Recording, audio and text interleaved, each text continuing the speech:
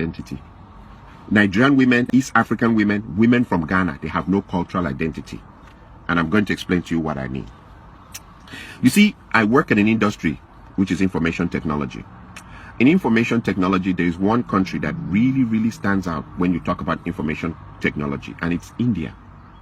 Indians, for some weird reason, I don't know how they got into that thing in the historical, the cultural context.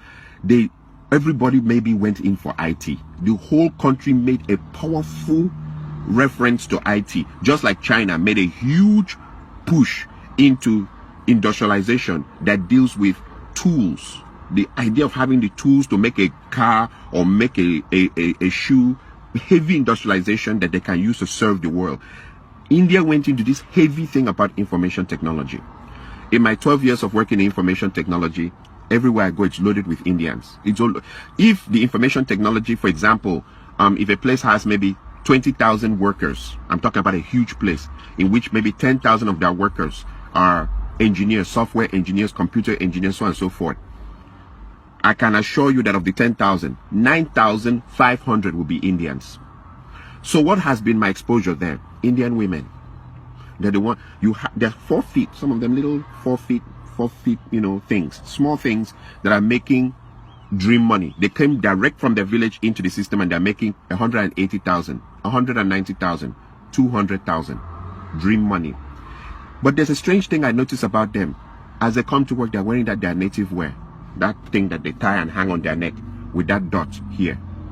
Another strange thing I've noticed about them is you will never ever, for all my years, I stayed in the United States, I was born here. In all my years of staying here, you'll never hear the Indian women dragging their men to the American court system for divorce. It is our women that use the American court system to destroy our men. They bring the court in to help them destroy the men. You will never hear Indian women doing that thing. You will never hear women from China taking Chinese men into the American court system to destroy them with divorce. You will never hear women from Korea dragging their men in huge numbers into the American court system to destroy them. But when it comes to African women, East Africa, Nigeria, Ghana, when it comes to African women, they just drag their men into the court system. One of the things that I've noticed in this system or in this problem is poverty. Bring these Indian women, they're making 150,000, 180,000. They don't drag their men into court. Plus, sometimes, like in most places, all the places I've ever worked in information technology, they'll have one car. Not that I'm supporting that behavior, but there's something strange on why I see them. They have one car. They wait for their husbands. Even if their husbands are working 2 hours overtime, over their time, they'll wait. Some of them pregnant, waiting for their husbands. When it's finished, they go into the same car with their husband and drive home.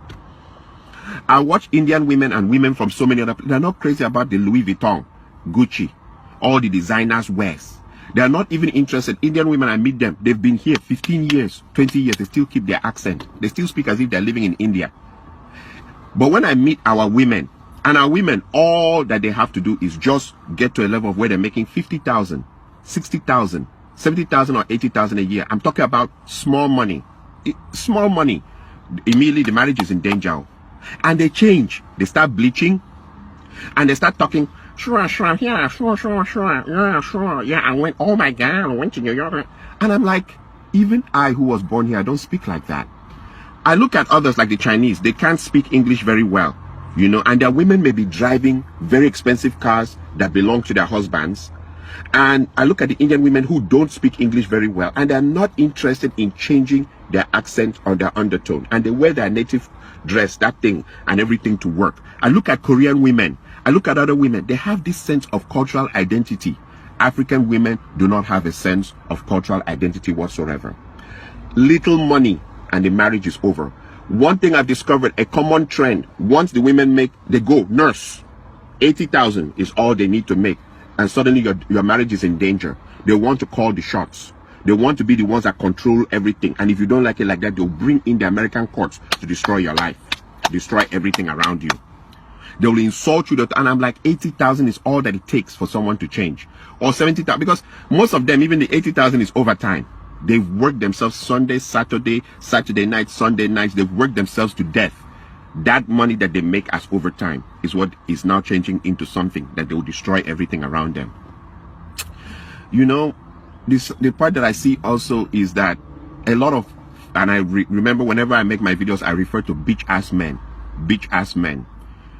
It has come to a point where we really can't define marriages in the African context anymore in the United States, because the man is changing diapers, he's washing the plates, he's sweeping the floor, he's cooking. Most men now have to cook to keep their marriages intact.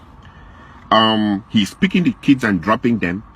Like I've seen the experiences. I don't need to go far. I don't want to go to, you know, but the woman is shouting at them, where's the child's belt? Where's the child's socks? Where's the child's everything? And the women go around telling everybody, we are partners. There's nothing like head of the household. We are partners. Okay. So the men are doing everything in the women's role and also doing everything in their role, and they also keep their jobs. And that is supposed to be the perfect. If you don't do like that, they'll call American court on you. This partner thing, I've seen people try it, and it leads to disaster. Like he says, okay, so since I'm the one doing the laundry and washing the plates and cooking the food, can you help me change that bulb? No, that's a man's job. Okay, can you help me change the engine oil in the car? No, that's a man's job. Okay, can you help me paint the other? No, it's a man's job. The women are quick to tell you what's a man's job, but you must do your job and do their job now, and do their job and keep your job also in the society, and come back and still, even there's no respect. You are supposed to be submissive, or the marriage ends on your head. And when you look into it, she started making $80,000, and I compare that with the Indian women who make $150,000, $160,000.